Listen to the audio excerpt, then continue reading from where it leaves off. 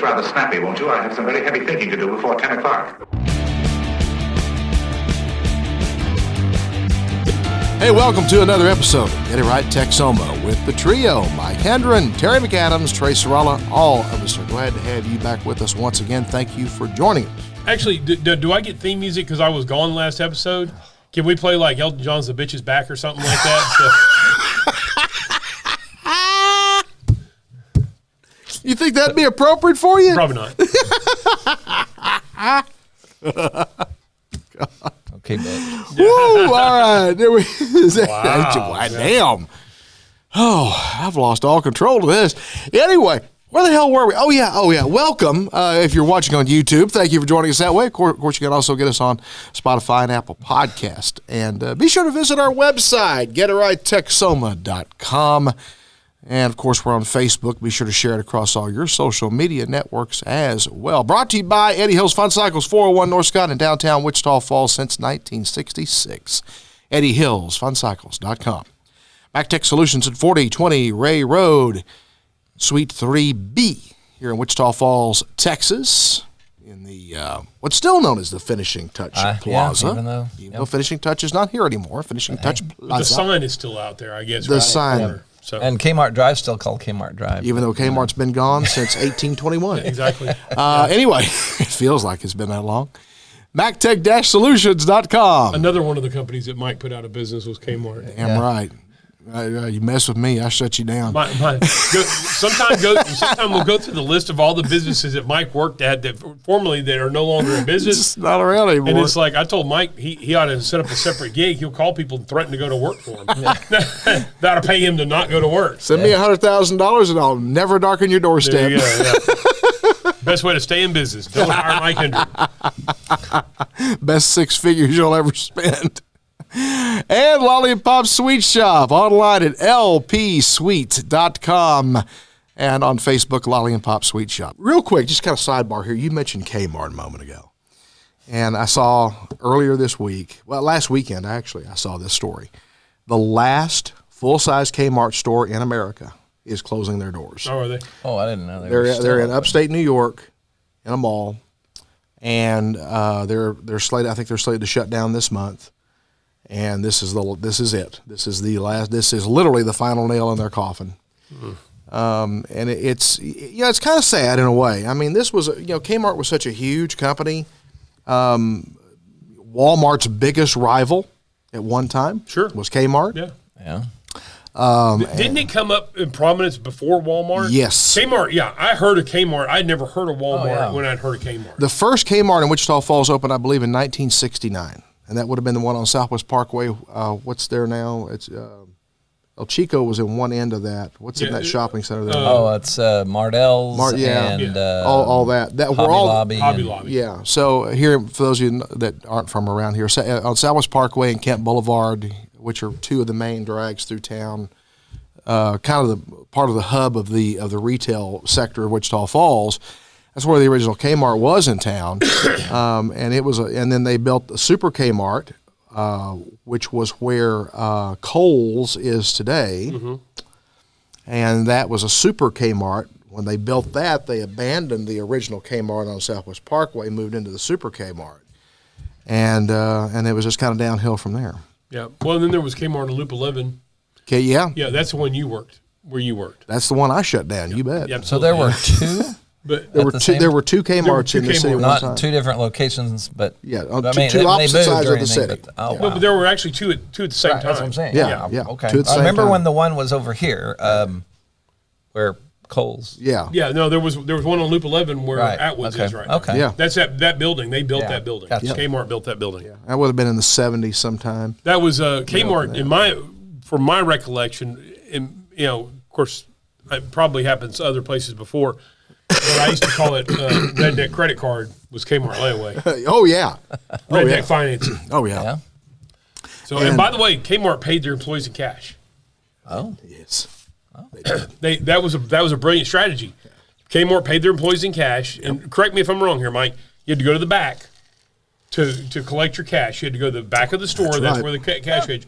You would collect your cash, and then you'd walk to the front. And at one time, Kmart did some sort of survey or study, and I believe I want to say the number was like 17 or 18% that Kmart saw or figures that they recouped 17 or 18% of their weekly payroll in sales by their own employees walking back out. You put cash in people's hands. Kind of like the company store. Yep. And we'll spend it on the way out the door. This is before the age of where everybody had credit cards and credit cards ubiquitous.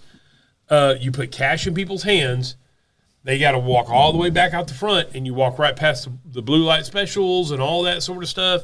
And the company said they recouped 17 or 18% of their payroll that way. Wow. I worked there sales. back when minimum wage was $3.25 an hour, and I think we started at $3.50 an hour at Kmart. That's what we started at, so a little bit above that. Yep. And you know, my $100 and whatever a week I made, I'd drop about $10 or $15 of it on the way out the door. Yeah, absolutely. You know, Smart move. you get hungry, right? Yeah, you get hungry. You know. Local restaurant focus. Each show we try to focus on a local area restaurant, locally owned restaurant, and this week our restaurant focus is on Los Tres Hermanos. The three siblings. Yes. Okay. That's what that means. Yeah. Yes, that may have something to do with the ownership. And it's on Southwest Parkway, but where? It says Crossroads Center. It's across from on Taft. It's on the corner. Is it Taft and Southwest Parkway? Oh. I think so. Yeah. Okay. Well then, all right. Well then, either they haven't. Okay. Yeah. We'll talk to them about that. But anyway, you've been there? Oh yeah. Okay. Absolutely. Haven't been there. Good Mexican food. Okay. Good. You got really good Mexican food. Now, is this the one that has a place in Lawton as well? I haven't been there. I don't know. That's why I'm trying to find it. I haven't been there either. Is it? Are we talking Tex-Mex or are we talking authentic Mexican? It's Tex-Mex. Tex-Mex. They have a typical. I mean, it's decorated. You know, like a very typical Mexican restaurant that would be in San Antonio or something like that. Mm-hmm. They have a massive menu. I mean, the menu's got 50 items on the menu and things like that. Really good food, though. And that's unusual now because a lot of restaurants, starting with the dumpster fire that was 2020, started paring down their menus a lot. There's a lot of places I've gone into where the menus are a half or a third of what they once were. Yeah, well, yeah, it's not on, I'm sorry, it's not on the corner of Taft. It's on, it's in Albertson Plaza. It used to be called Albertson Plaza It's or whatever like that. Right. This is by Party City. This yes. this is Southwest Parkway and Maplewood. Right, I said Maplewood, Taft. yeah. It's Maplewood. Maplewood. Yes. Okay. Southwest Parkway. It's on that corner where Maplewood, Yeah. like the back of this restaurant goes up to where Maplewood is. So it's in that little shopping center. Cool. Okay. Excuse me. Good food though. Yeah, the people that pare it down. But the nice thing about Mexican food is there's not a ton of different ingredients. I mean, there are, but the ingredients are fairly basic, so you can make a lot of different dishes with a certain relatively basic group of ingredients. Yeah. Right. But their salsa is really good. Their food is great. Their tacos are really, really good. So go check them out. All right. Salsa verde, I guess. Yeah, they have salsa verde and they have salsa roja and yeah. Oh yeah, I'm in. I'm in. Yeah. Oh gosh, we had a lot of just a whole list of celebrity deaths happen. Yeah. in a span of like a week. Actress Maggie Smith passed away. That'd be Dame Maggie Smith. Well, Dame Maggie Smith, excuse me. yes. I'm sorry. She was officially damed by the Queen. I forget about the royalty. Yeah, that's right. But she passed away. And then the one that really just kind of took me back a little bit, we lost Charlie Hustle, man. Yep. Pete Rose. 83 years old, right? Yes. And you know, of course, you know, at 83, it's like, okay, it lived a good long life. But the thing about Pete Rose that has stuck in people's craw for years now is Major League Baseball's complete and total ban of him from the Hall of Fame. Yeah. And all of this over gambling, which, okay, should he have gambled? Probably not. But he never gambled to influence it. There was never any indication he gambled on any of his games that he could have influenced or anything like that. And the thing about it is, now there's this big push to put him in the Hall of Fame now that he's gone, and I think it's disingenuous at this point to do this. I don't like that. Of honor people while they're alive if possible. Right. Now he's gone, and now all of a sudden there's a push within the leagues to put him in the Hall of Fame. Oh, stop it. You fought him for decades to keep him out of the Hall of Fame. Yeah. Yeah. Stop it. Yeah. At this point, don't even bother. But, he still goes down in history. Well, see, was it probably would have been late 70s, early 80s when he broke Ty Cobb's hit record? Yeah, I guess. I'm not a big baseball fan. Almost 4,200 hits. Yeah, he was a hell of a player. I mean, he was a top-notch player. Yeah. Oh, yeah. Yeah, he definitely deserved to be in the Hall of Fame as a player and as a manager. Yeah. But yeah. And I think probably I never had the privilege of meeting the guy, but I know a couple of people who had met him. And they said, very personable guy, very nice guy. This one dude he saw, I think it was in Vegas or somewhere he saw him, and he signed autographs. He was hell in his 70s at this point. Signed every autograph. Yeah. Signed every baseball, signed every card, signed everything everybody brought him. Very nice guy. Tried to spend time talking with people, as much as his handlers would let him, Sure, yeah, a little bit. Yeah, when you're in stuff like that, it's hard to. But he seemed to really enjoy his fans. So Pete Rose at 83. And then let's see, Chris Christopherson. Yeah. One of the most prolific songwriters in pop and country music history. Not only did he sing a lot of songs, you've heard a lot of songs that he wrote. Yes. Like you said, you know more of popular songs that he wrote than he sang. And you just didn't know that he wrote it. He gave Ray Price his first top 10 hit in over a decade for the Good Times, which was recorded in the early 70s. Right. It was the first one, I think, 10 or 11 years between Ray Price's last number one hit and that one. Right. And then, of course, he was also an actor, and he was also a Rhodes Scholar, which I don't know if most people realize that. Well, so is Bill Clinton. Yeah. But did Bill Clinton know how to fly military helicopters? Oh, probably. Because Chris Christopherson did. Well, there you go. All right. He flew helicopters in the And military. he was a Rhodes Scholar. And he was a Rhodes Scholar and a songwriter. So that now leaves. You know what? I have about 14 jokes in my head about what Bill Clinton knew how to flew, but I'm going to. The only one I'm going to say, because it's probably the most appropriate, is Bill Clinton knew how to fly on an Epstein airplane. That's all I'm going to say. Whoa! But I'm going to leave all the cigar stuff alone. All right. John Amos was who else? Excuse me, John Amos, actor, Very famous actor. probably best known for Coming to America with Eddie Murphy. I don't know if he's more famous for that one or Good Times. Good Times, yeah, Was probably his biggest TV role. Was Good biggest Times. TV role was Good Times, but he was also Kunta Kinte Yes. in Roots. Roots, yes. And so that was a huge. So John, you talk about some prolific and memorable acting roles. But yes, he was the McDowell. If you don't know who John Amos was, if you ever watched Coming to America, he was the McDowell, the dad. Yeah. That knocked off McDonald's basically. Yeah. McDonald's, they have the golden arches. I have the golden arcs. Yeah. But he was also in Good Times. He was the dad in Good Times. Yes, and he was hilarious. Yeah, because he was like deadpan. The way he and Jimmy Walker played off each other was Exactly. just perfect, man. Perfect. It was dynamite, baby. I love it. And who else did we get? Frank Fritz. This name may not ring a bell with some of you, but a lot of you it will if you're a fan of American Pickers. I knew who it was, but I didn't know that was his. I didn't know he was the American Picker guy. He's the bearded wonder from American Pickers. Frank Fritz had died at age, was it 60? I didn't put it on the 60. You said a list out there. 60. He was 60. He just turned 60. So Frank, back in early 2020, had major back surgery. Was off the show for a while. I think he came back for a little bit. Then he had a stroke. Oh wow! In 21, and then he was off the show, and so he hasn't been on the show since. They probably hadn't taped a show with him since sometime mid to late 2020. All right. And he's been off that show for 4 years now, but they didn't give an exact cause of death. One would suspect it probably had something to do with. I heard long illness because I looked it up when you told me who it was. They said after a long illness, so it probably had residuals of the stroke. Yeah, probably so. But 60, 60. Hell, 60's not old now, man. That's like the new middle age, man. I'm 59. Yeah. You know, I mean, Who else was on the list? There was a whole. You sent a list of them the other day. well, let's see here. And we also had John Ashton. oh yeah, John Ashton. From Beverly Hills Cop fame. Yeah. We lost him. And Mutombo. Dikembe Mutombo. Yeah. He had the finger, but his finger was about that long. Yeah, he's like- he would do it. He would swat somebody's.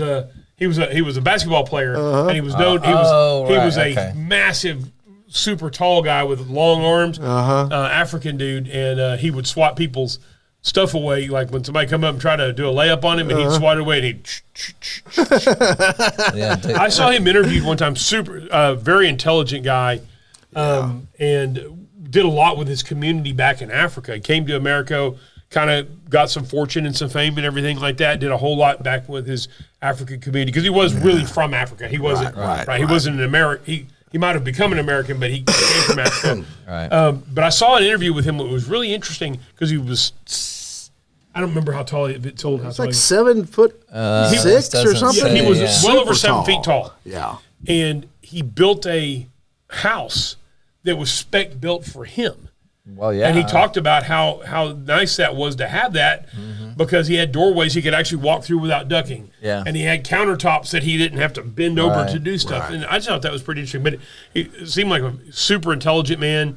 And From Congolese. Yep. Did a lot back in his native country and things like that. So you always like people that they give back. But Atlanta Hawks is where I remember him the most. He played for Denver, played for Atlanta. I think he played Denver, for Houston. and Atlanta. Yeah. Oh, Right here. dang. That was off the top of my head. That ain't bad, right? Yeah. But Atlanta, I think, is where I think he got his most fame. And I believe that's where he would build that spec home was in Atlanta. His NBA career span from 1991 to 2009. Right. It's a long time. To play in professional sports, that is a long Yes, time. absolutely. Yeah. You know, most of these guys, 5-6 seasons in, the knees are starting to give out, the back's starting to give out. You got injuries, Right. Especially if you're a football player. I mean, you just you don't hold up long. And but basketball, I mean, those guys. Basketball's a very physical game. Maybe not as rough as football, but still very physical. Yeah. And a lot of these guys, especially if you're really tall, you tend to develop degenerative knee disease early on. Well, you're always fighting in the paint because you're usually a center, and so you're always got somebody leaning on you in the paint. I mean, hour after hour, night after night after night. So Yeah, and like NBA season ends, and then the new season starts like 28 hours later. These days they have summer ball and everything else. So it's like they never stop playing, so you're constantly. Unlike the NFL where you get a little downtime or Major League Baseball, almost have to have it. You get a little downtime. You couldn't play. The body would not take playing football all year long. No. At full contact football, your body wouldn't take it. No. So it's pretty violent. And we may have missed somebody, but that's the list I've got here of all the ones that passed away. But seriously, Maggie Smith, Christopherson, Pete Rose, Frank Fritz, and John Amos were all within about 6 days. Yeah. Yeah. And Mutombo as well. And then Tito Jackson was only like a week or so before that. Yeah, on the 14th. So I think part of it is James Earl Jones right before that. That's right. We're seeing some of this, but part of it is too because think about it. This group of people is the baby boomer era. They're kind of the older of the baby boomers, right? And there was a lot of them. Yeah. So get used to this. We're going to see more and more of this as we go along because that group of people is simply aging out. I mean, that's just reality of life. No, I'll tell you what. It doesn't matter how rich you are, how famous you are, or whatever. Every person who's been the most rich and the most famous people in the world have one thing in common. They're dead. Everybody dies. Yeah. And so at some point, you have these large groups of people because there were a lot of them that are going to start dying off. And when you have a lot of people, you're going to have them kind of die off in groups. Well, I've come to the conclusion that Keith Richards, Willie Nelson, and Clint Eastwood are going to outlive everyone. Yeah. Every other human on earth is going to be dead, and they'll be the only 3 left, and they'll be looking around going, "We're all dudes. Yeah. Now we're really screwed." Yeah. So anyway, Where'd everybody go? Yeah. So, and Clint's going to be looking at Keith Richards going, "Don't even think about it, punk." Anyway, That's my best Clint Eastwood. I don't even try. I don't have a good Clint Eastwood. I fired 6 shots or only 5. To tell you the truth, I kind of lost count myself and all that. I love the Dirty Harry movies. I don't know why, but I love those movies. I never was they're okay. Big fan of Dirty Kind Harry. of the same premise over and over again. Yeah, well, okay. It's basically Clint Eastwood being Clint Eastwood. I know. I'm with John Wayne. I'm a huge John Wayne fan. But after a while, the John same Wayne thing was was old. he was playing John Wayne. Yeah. Just At least John Wayne changed costumes, and he would be John Wayne as a Western, and be John Wayne as a Navy admiral, and be John Wayne as this. Clint Eastwood, Dirty Harry was. Great actor. I really thought Clint Eastwood did a great job in El Camino. Yes. That was a good movie. Yes. And then The Mule. Did y'all see The Mule? Yes. That was a good movie. Yeah. Those are later on in his life, and he played some really good. He's directing his last movie. I think it's called The 12th Man. It's about a trial or something, and it's. I thought they were talking about. Oh, no, that's actually football. that's that's a remake, I believe. Is it a remake? Yeah, 12 Angry Men is. really? I think 12 Angry Men? Okay. Is The 12th Man a remake of 12 Angry Men? It's been a long time since I read anything about it. This movie, they're in post-production now. It's supposed to be released this year. So I'm guessing he's pretty much done at this point. But what I have read, and it's probably been a year since I read this, that this was going to be his last film. He's 93, and he's officially, fully retiring once this film is out. Yeah. And then that's it. So by the way, 12 Angry Men may be 100% on Rotten Tomatoes. It's considered one of the greatest theatrical movies ever made. Yeah, it really is. It really is. We'll move on here. The Wichita Falls PD and Wichita County Sheriff's Office had their National Night Out events last week. How'd that go? Well, I think the turnout was pretty good. The biggest thing reason I put this, I like when things like this happen. I think it's really important for police officers and for law enforcement to interact in a positive manner with the community, with the community, and especially with children. Yeah, that's why I'm a big proponent of DARE in the schools. I'm a big proponent of any time that law enforcement can interact with children in a positive manner. Yeah, it's good. It's good for people. It's good for law enforcement officers too, to realize that not everybody they're dealing with is dirtbags, and most law enforcement officers know that. It depends on where they work. You can be jaded depending on where you work and the time you work and who you deal with. But I think it's also important for kids to see this is just a human being. This is a human being who has a family, just like I have a family. And so, because like we've talked about many times, we hear about the negative on the law enforcement, and we should hear about the bad ones. Sure. Don't get me wrong. But the vast majority of law enforcement officers are good people. Right. Yeah. They're people that are just regular human beings that have families and everything and do jobs and do sometimes a very difficult job. And very necessary job. Yeah, but a very necessary job. So I think it's good to have that interaction for both sides, to everybody to kind of see it's the human side. That's right. That's why one of the, back in the day, police walked beats in bigger cities and things like that. They would get to know the neighborhood. Yeah. They would get to know what's going on. This is why I like school resource officers being in school, because they are trained police officers, so they are law enforcement, but they're also trained to try to prevent things. And these resource officers, kids get to know them, and they start to trust them, and they'll sometimes will help stem a bad situation or divert a bad situation or make it to where the officer can react in a better way to a bad situation. You mentioned the DARE program. I read somewhere, it's been a while back, that the DARE program is the single most successful third-party program in public schools ever. That it's been. I wonder how they measure that. It's hard to measure. I don't know. I don't know if it's based on what didn't happen. I don't know if I don't know if it's based on participation, maybe it's participation, or just the number of schools involved. Because participation is a metric you can follow. Yeah, right. But yeah, to say we prevented so many crimes. How do you know? It's been a while. It's been a while since I read this, but it was I guess they were kind of doing a survey of all these different programs. The gist of the story was about the impact or influence of public schools in today's society. Right. and they said, you know, the being obviously it's a third party program that's you know, organized by police departments and Right. citizens, and you know, it's third parties that get it going.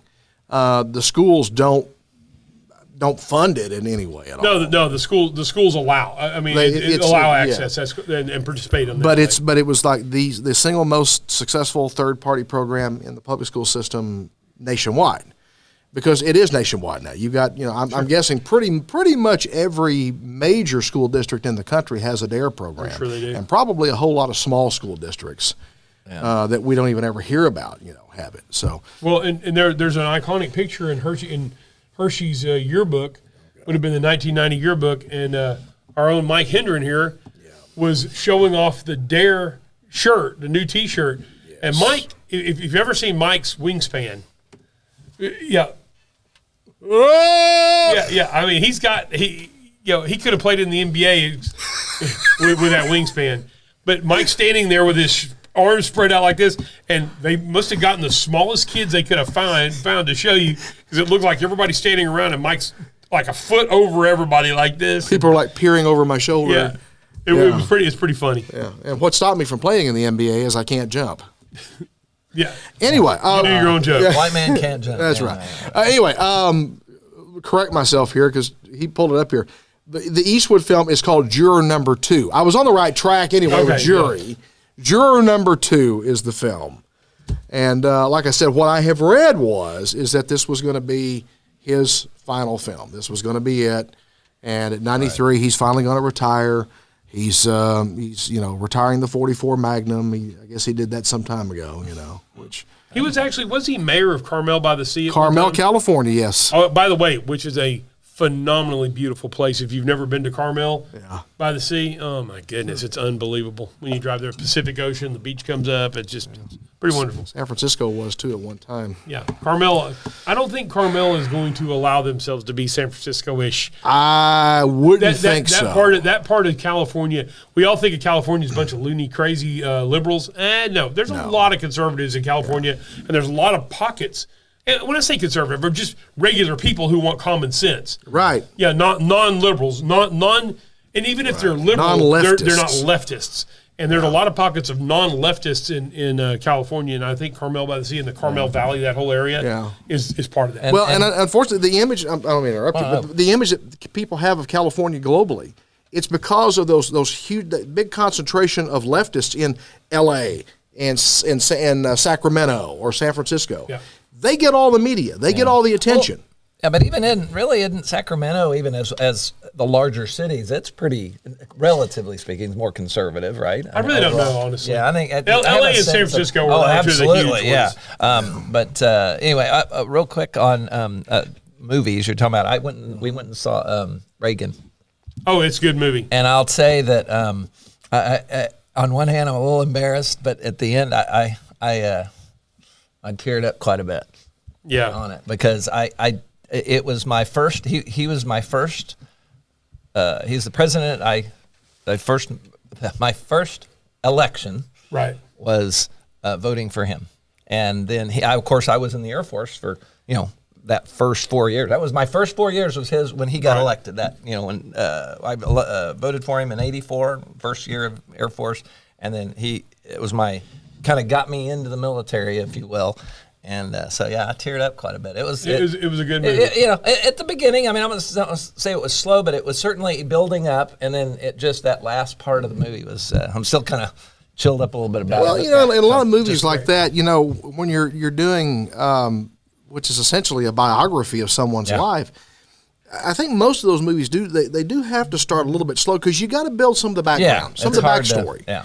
Because the backstory gives you frame of reference for all the other stuff that's going to happen later on, and when you don't have the backstory, it just and it's hard too. You got to pick those little moments because it's a 2 hour, 2.5 hour, something like that. Yeah, and even then you can only these little snippets of these little scenes that have to build that up. That's a really thing to do. I imagine it was really unique the way they did it from the perspective. Absolutely, and I was happy with it. Go check it out. Yeah, all right, definitely. Y'all ready to wrap it up? We're about 36 minutes. Oh wow, yeah, I guess we should. We can do the rest of this more or next time. Well, we'll get into some more later. Hey guys, thank you again for joining us on this episode of Get It Right Texoma.